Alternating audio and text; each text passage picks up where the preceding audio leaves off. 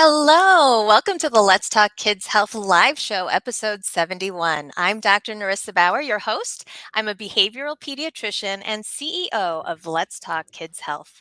The concept of this show is to share information about behavioral health, parenting, and family wellness.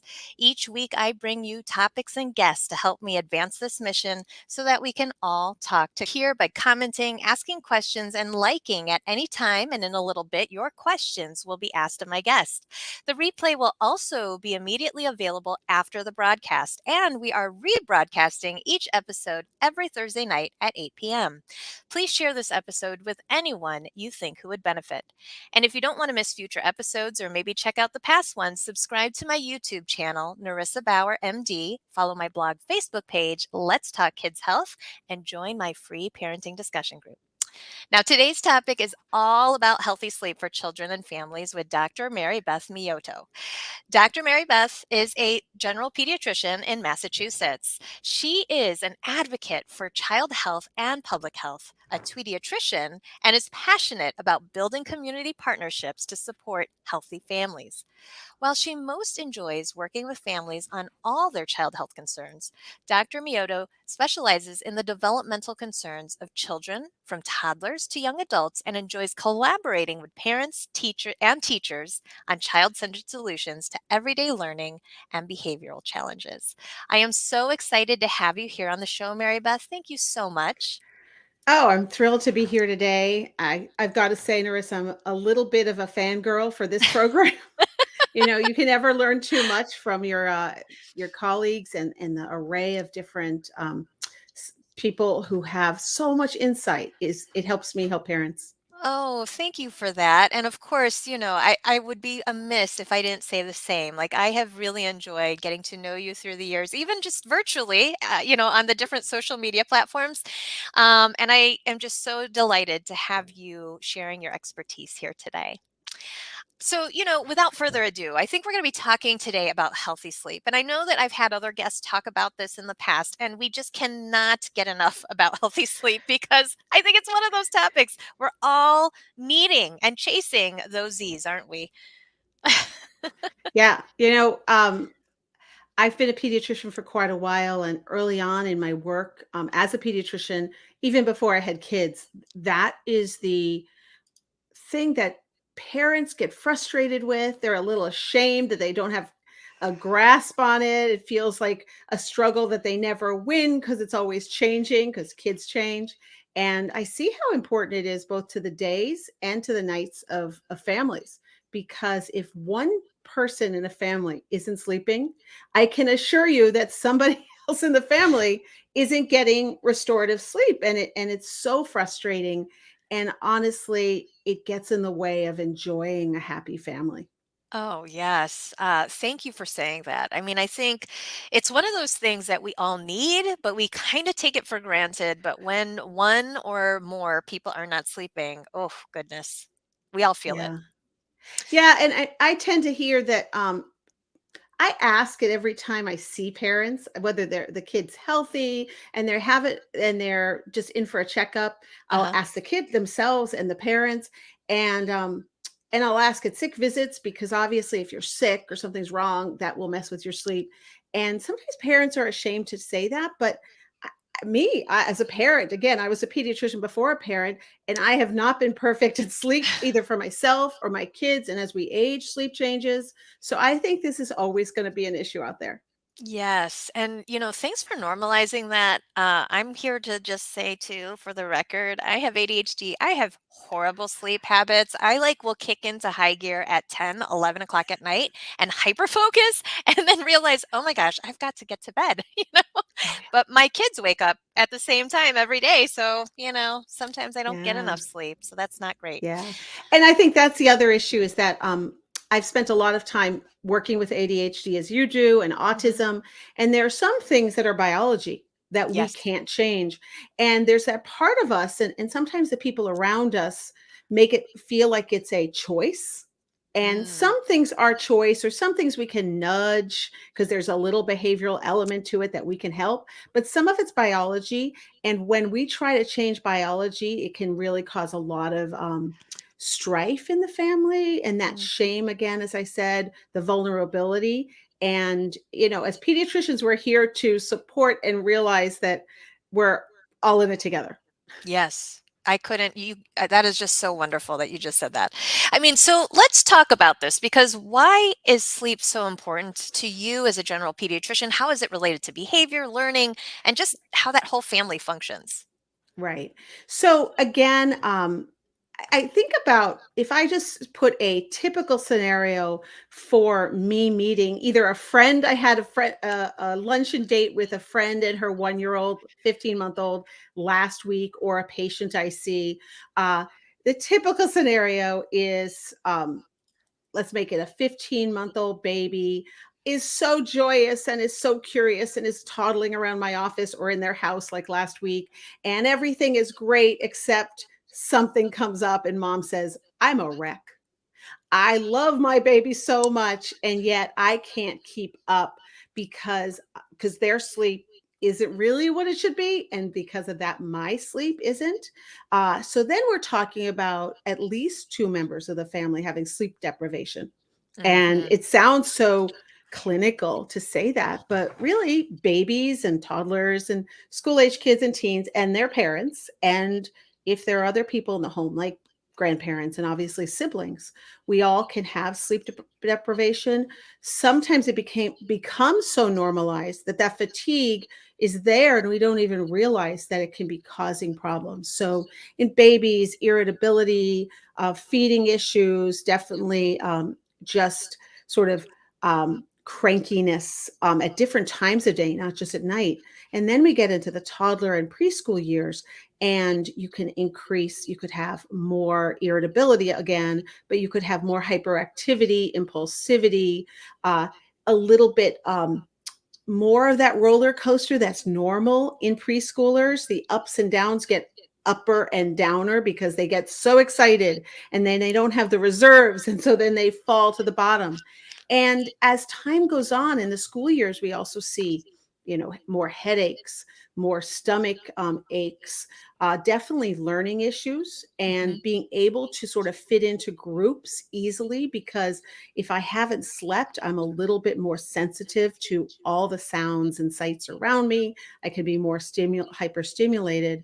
And then as we get into teen years, again, we see a lot of symptoms that can be really difficult. Again, sometimes I'll talk to people, whether teens or adults, and they've so normalized what they feel like without good sleep that they'll say, "I'm a slow learner. I am just really sensitive," or "I'm a loner." Mm. And maybe that's a temperamental truth, or maybe it's because they've been running on empty or half a tank for Hmm. that long. And we have to dig down into that. And again, the headaches and other issues. And we also know now, and this is where sleep science has come so far, that there are hormones other than melatonin that are part of our body, insulin and other hormones that have to do with our appetite and our glycemic index. They're involved. So lack of sleep chronically can cause diabetes, can cause appetite change. We even know it can cause different issues with heart disease and hypertension. I mean, we're talking about lifelong effects on our health, and such a simple, sort of omnipresent part of our lives, whether they're day or night. And so trying to get it right, sometimes stumbling and re-upping, like, uh-oh, we got off our good sleep course. I'm gonna sort of switch gears again, and being human about that and being honest is Mm. really important for the health. And again, that wellness, because if a parent hasn't slept because the child hasn't slept, they often will even say to me that they don't feel comfortable doing positive parenting during the day. And then, of Mm. course, at night, they feel too tired to address the sleep again after a bad night the night before. Yeah, so it's like this vicious cycle, not Yeah, just for sleep, but also just for, just our ability to do what we need to do as parents. And then also like leads into as you said, some chronic health conditions as well. sure, sure. Yeah. And even the other issue is the relational issues, not just Hmm. between the parent and the child. First of all, parents are hearing so much advice from well meaning people in their lives. Ferberize your baby, or do this, or you did this wrong, or you did this right. And that's, again, very stigmatizing. And it can get in the way of parental relationships too. Like in the case I had last week, the toddler was waking up multiple times a night. And at some point, one of the parents would bring the toddler into their bed. Hmm. And about 3 to 4 nights a week, dad was leaving the family bed to go to another room because he had work the next day and he was concerned about how he would drive and how he was going to perform in work. So it set up a whole other dynamic that isn't well in the family. Nobody was happy yet with it. And so instead of thriving as a family, they're surviving and really struggling as a group. Yeah. And that's hard. I mean, it like you were just describing with that eye-opening case, I mean, it can really cause so much strife within the family, and so much more of what you do when you're counseling parents on healthy sleep habits. You're also sort of helping kind of repair and nurture the family relationships Yeah, as well. yeah, yeah. Yeah. So, my question to you is, how can parents build and support good sleep habits? Now, I guess I'll have you just take this anyway, which you want. I mean, is this like from the prevention standpoint or moving forward, regardless of any sleep issue? I mean, this can go a lot of different ways, I think. Yeah.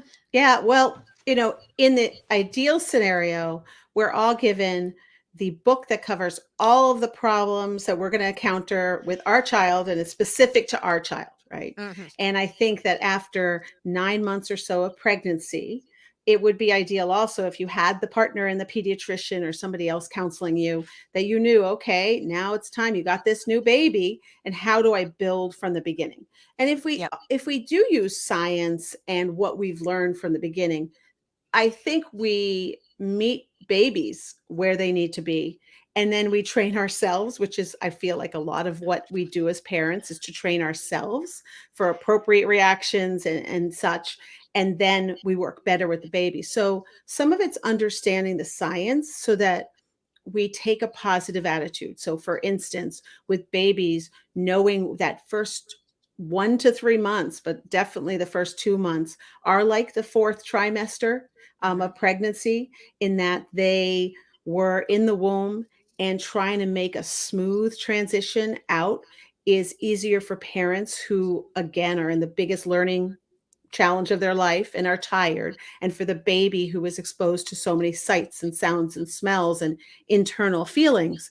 So the ideal thing is that we set parents up from the beginning to say, what can you control, what can't you control, and how do you make the healthy choices? So things like the swaddling, the white noise, which could be a machine or it could be shushing.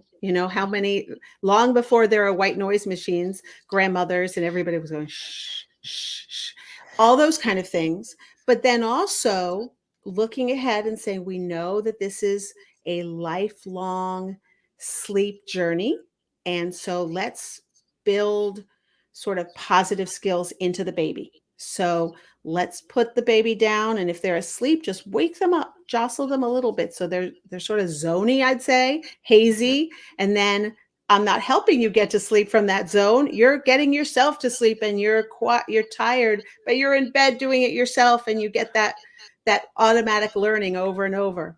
And again, in the preventive way, right, is Hmm. we're also teaching parents that there are going to be bad nights, and that bad nights don't predict anything, because we all have bad nights sleeping. And so in the ideal world, again, if we get a relationship with a family member or a patient, we can say, let's build the, not just the steps, but the attitude, that sleep is such a biological um, presence in our life, and this is how we're going to roll with the punches, and this is how we're going to overall try to bring something forward for learning.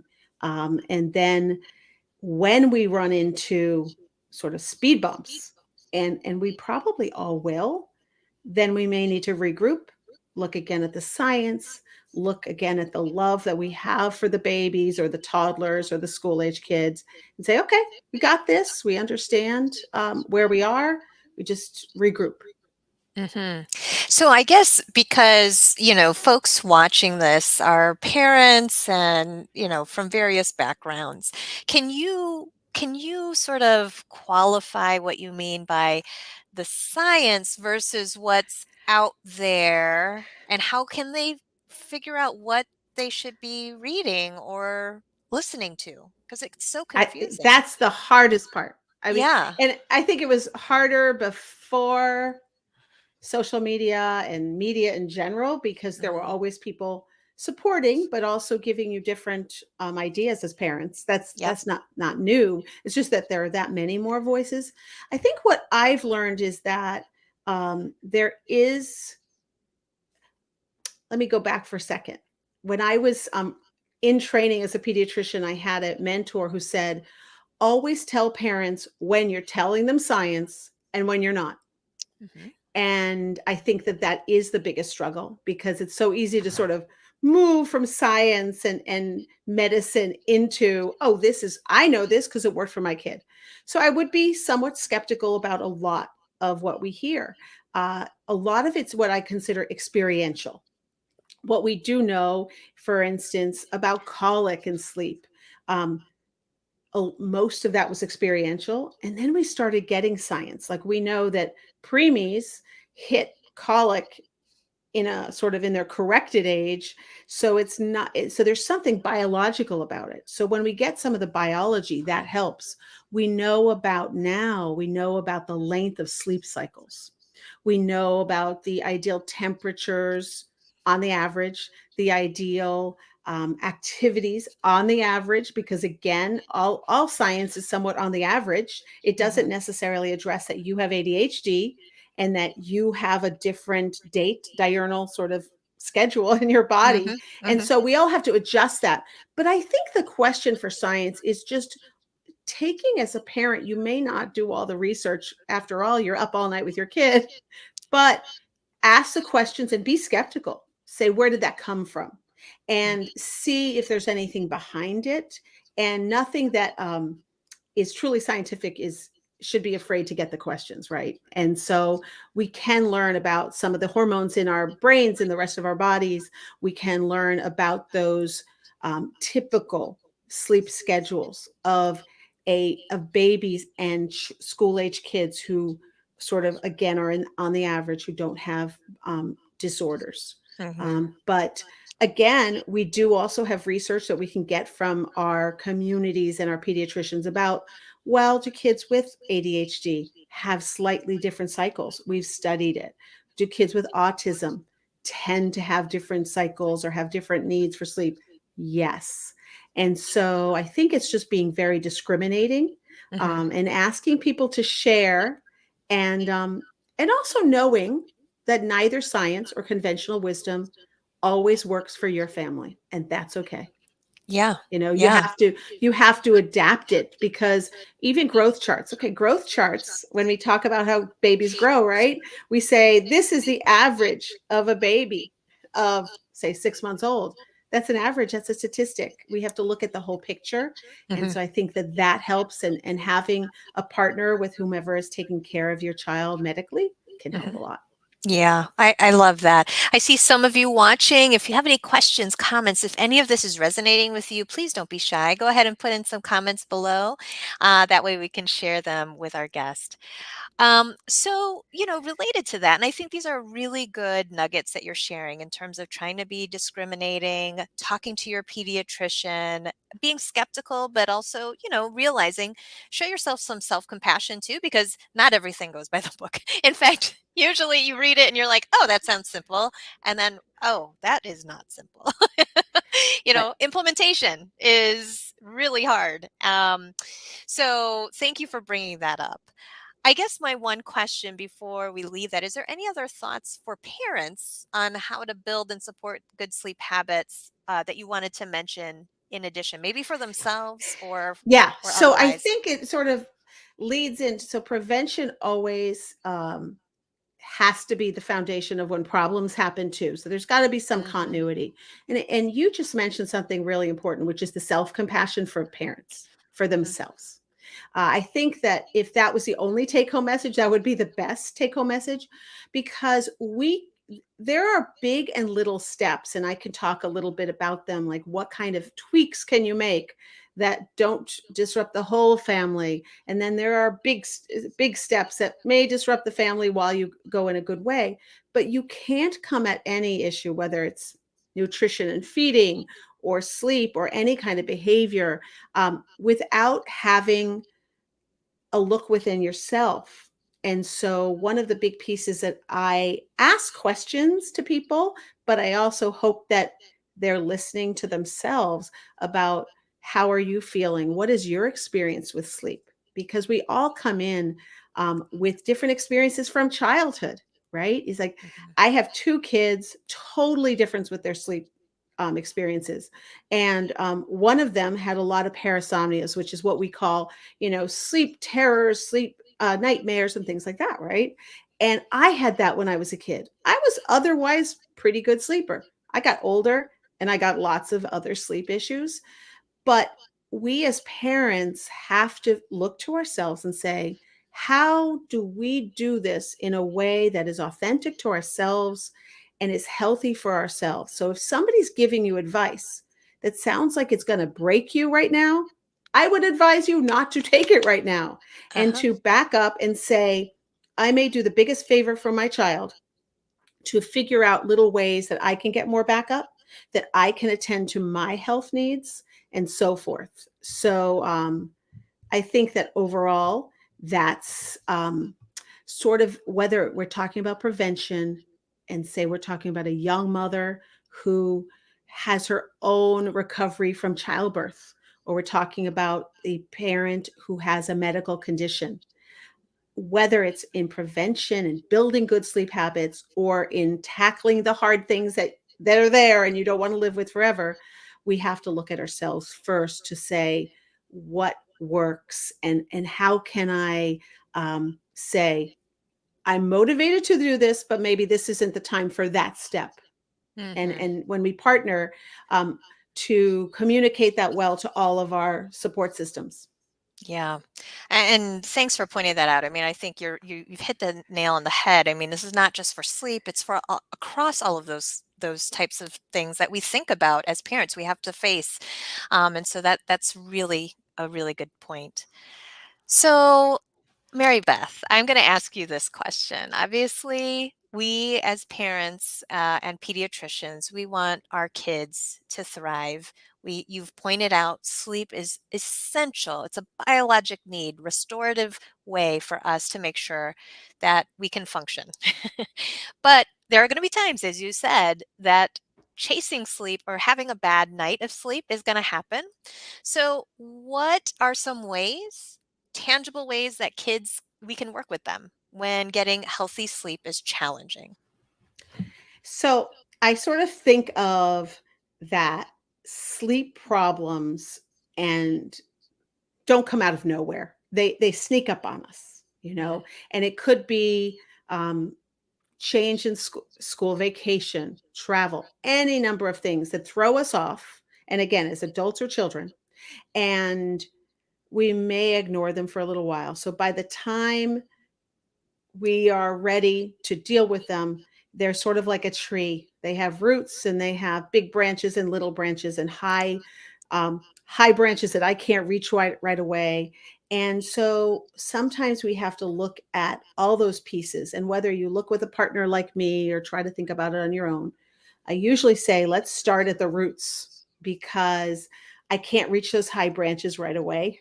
I'm going to take little by little. So the roots are those issues that I talked about, motivations. Why are you concerned about your child's sleep? Mhm. Is it broken for that child, or is it sort of working? Um, in a family, if there's a night owl and it's sort of a morning lark and everything's working okay, we're good. And so looking at sort of what would it take for me to make a change?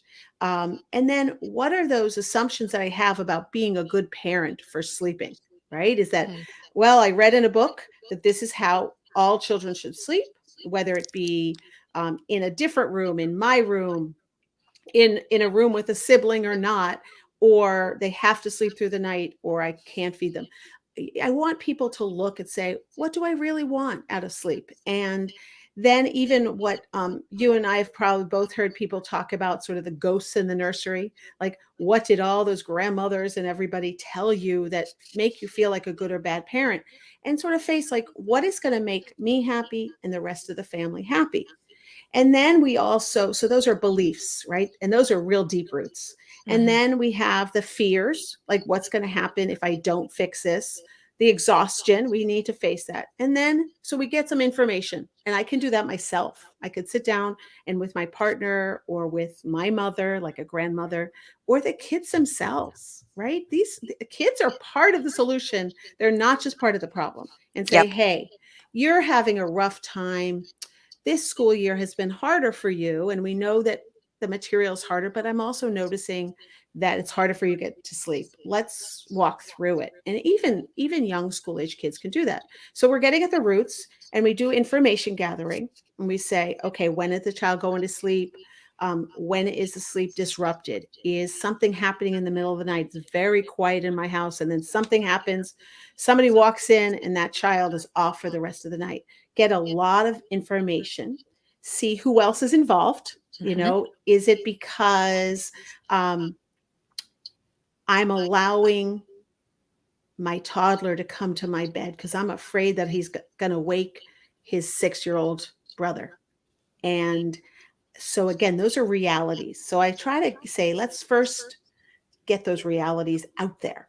And that will help me as a mom figure out what's going on, or health Mhm. problems.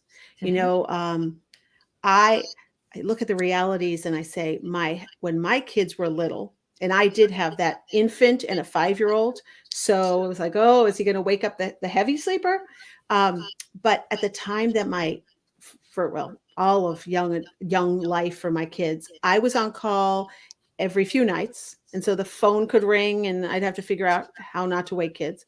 My husband was on call a week at a time every month, and so we had to figure out who could rely on each other, who could Mhm. put the kids to bed. Are we talking?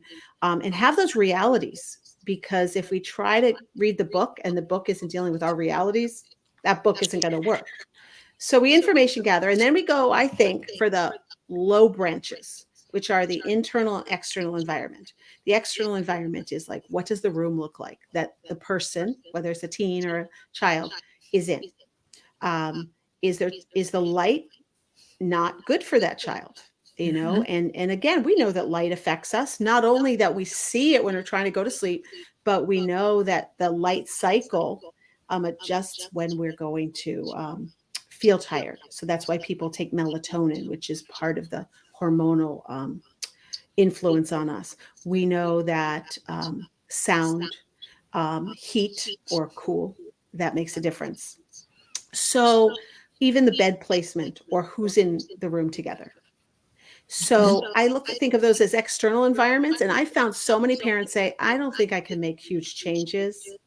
But when we just have to move a child to another room, like so two sibs aren't together for a while, or put them at the other ends from each other, they say, oh, I could do that. Or I say, I just need to get new shades on my kids' windows. They're bouncing up and down because it's summertime and it's light out. Mhm. So those are the external environments. The internal environments are a little harder to make. They're slightly higher leaves on the tree. So they are like, when does the child have a meal, have a snack? What kind of medications maybe they taking for another disorder? Am I using any over the counter supplements or medications? What is their daytime behavior? Their naps, or maybe they're past napping, but I notice that they don't sort of go from one state to another very easily. They're not easy transitioners. So Mhm. maybe if I help transitioning during the day, I get some sort of ease of transitioning into bed. Um, Physical activity. I have a teenager who is in sports at night. How does that work? And again, that may not be by the book. But they're like a basketball player and that's what it is. So again, maybe I can't as a parent change everything to be ideal, but I can take two or three things. And then Mhm. finally we get to the high parts of the tree, which are, we know what sleep cycles tend to be good for people. Sometimes we have to make changes as parents to say, my child is waking up an hour and a half into the night and is on that cycle. And I do know about cycles of sleep in children and adults. And I'm going to have to stay up later for every night for 5 days. I'm not going to do that until I have a vacation or a weekend. Just like when we Mhm. potty train, we do that at different times, right? Yep. So those take us behaving. So I say those are the highest branches on the tree. I'm not going to climb that tree when I'm overtired myself. Yeah. Yeah. This is so helpful. I think, I mean, because typically sleep, there's so many different facets and things, as you indicated, and parents can get overwhelmed, especially if they're already sleep deprived. But the way you sort of broke that down makes it very nice to be able to be like, okay, I can start with this change. I could start with this one. This is easily within grasp. And so I really love that analogy that you've just presented to the viewers and listeners. It's really Yeah. helpful, I think. Well, and also it's not usually one Hmm. family member Hmm. totally responsible, Right? because that's the other thing is that when people ask me, I can work with them, but they often have another person involved. Yes.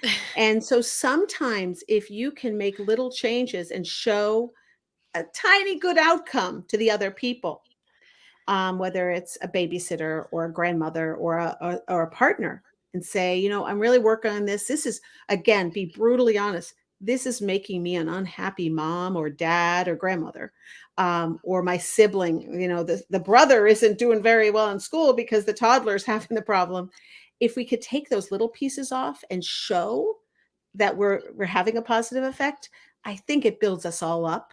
And Hmm. again, we can wait. We can look at the calendar and say, I'm not ready. I have grace with myself. And I think that works, but it it opens the doors to the communication too. Like, well, why did you do that? Why did you change a snack for the child?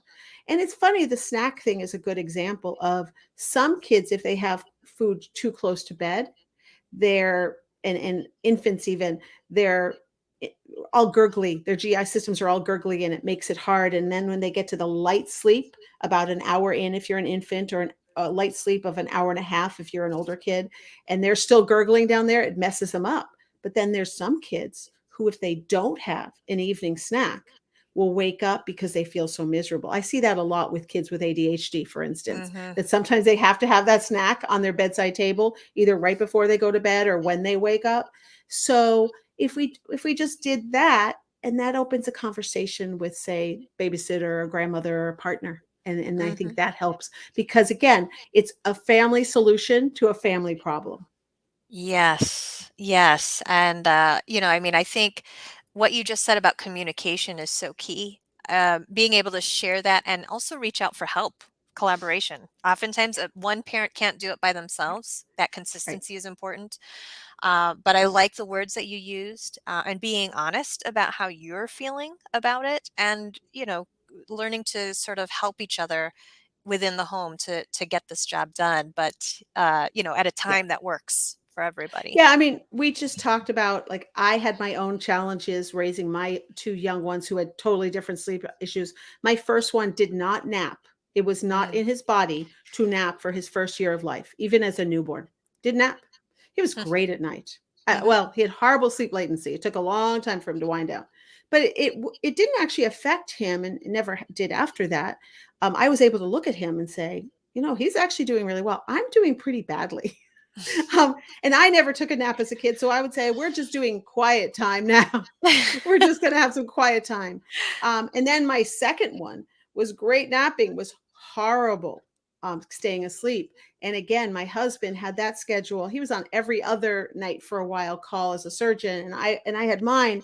And we sort of had a deal when he was on, he said to me once, do not wake me up until the child is at risk of dying. I once woke my child up, or my husband up, because I was looking at him thinking, I'm a pediatrician, and I think maybe he's close. I'll wake you up. But other than that, we had that sort of stark reality. And I would say to my husband once in a while, I have a chronic disease, and I would say, I've never taken a nap in my life either. But if I don't get 2 hours away from the children, my health is going to suffer. Yes. And it's so hard for us as parents, either partner to ask for help or to ask for outside help. Hmm. But maybe that's what it is, to sometimes just to say, I have that mom's group, and I'm thinking there's a good sort of play date in store so that I can get that nap myself. So that Yes. when bedtime comes along for my 4-year-old and we're working on it, I'm going to be all ready for that. And so calling on our village is really important. Yeah. Mary Beth, this has been such a great conversation. And who knew that we would sort of go in all these various directions from just the topic of healthy sleep, but communication, collaboration, taking a village, like behavior change, setting small goals, and self-compassion. I mean, it's all there. These are all elements that we face when we're making change of any sort, not just Yeah. sleep. But thank you so much for talking so eloquently about this and in such a real and authentic way. I mean, sharing your own personal experiences too. I think that that really helps families understand that, you don't have to be ashamed by this. We'll figure this out. We'll figure this out, right? Right. And maybe Right. have your own playbook. It's okay. It's okay. Oh, absolutely. Yeah. And again, between your two, if you have more than one child, assume you're going to have a different playbook for each Yeah. child. Yes. Yes. Yeah, because they're not carbon copies of each other. No. No. Nope. Yeah.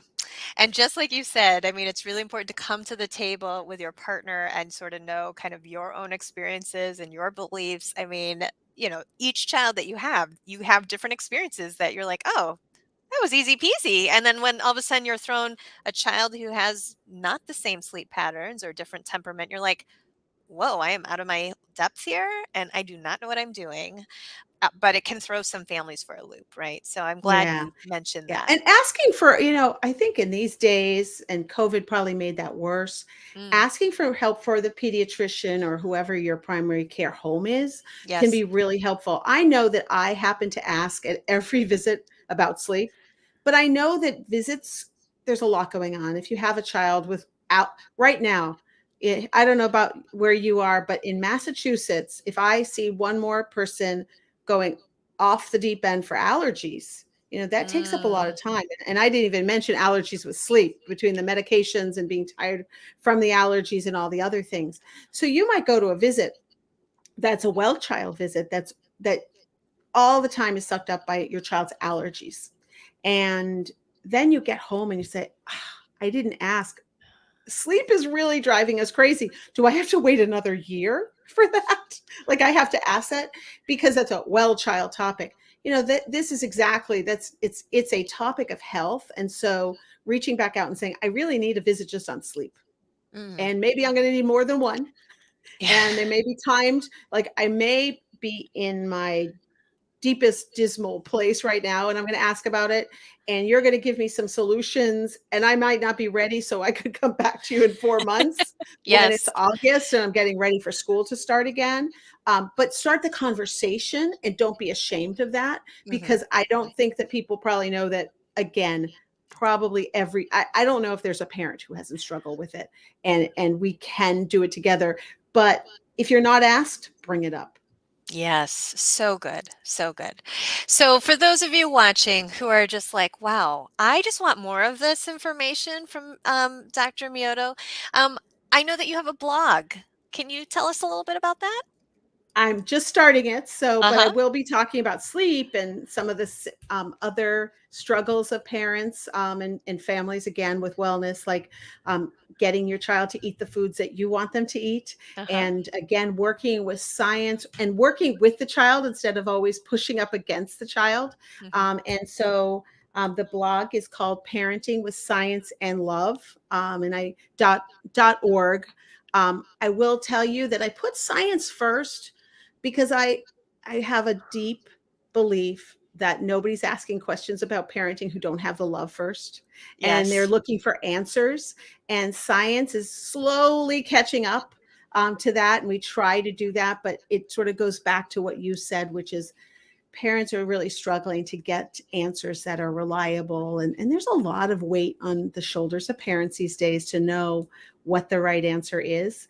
So my husband asked me, he said, "Why did you put science first? I know you're a science geek, but doesn't love come first?" I'm like, yeah, yeah, but this is part of it together. Yes. So I'm hoping to do that and get questions, and also get, just like you do on this program, get a lot of different contributors, including parents, Hmm. because I feel like the partnership is necessary. I'm a parent, but I'm just one parent, and often there's so much authenticity in finding solutions from others and from different backgrounds also, because I didn't mention it, but there's obviously a big cultural element to sleep also, and Hmm. we need to be respectful and of that too. So yeah, so parenting with science and love.org is where the blog lives on WordPress.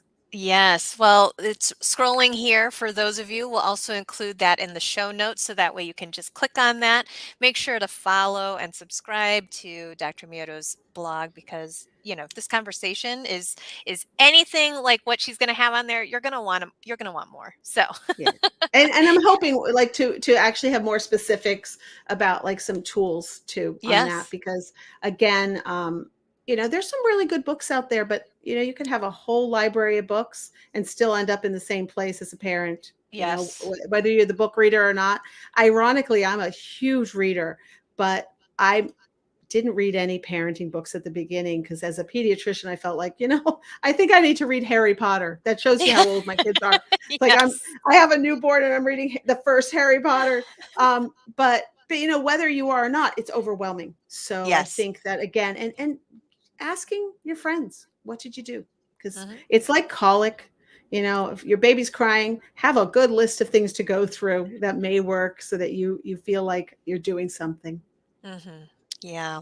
Well, thank you so much for this awesome conversation. It's been really wonderful. And again, if you're watching this on replay, make sure if you have questions or comments as you're watching, don't be shy, put hashtag replay and then type your comment. That way my team will go back in and that way we know if any of these questions weren't answered live, we can then be sure to take a look at that question, comment. If I can't answer it, I'll ask Mary Beth and then we'll Right. make sure to get you answers. We don't want to leave anybody out. So, okay. That's great. So, just to wrap up, I wanted to also let you know that next week's guest is a really great person. She is a first ophthalmologist that I've had on the show. So, Dr. Carola Okaba will be talking with me about kids' eye health. It's going to be a really great episode.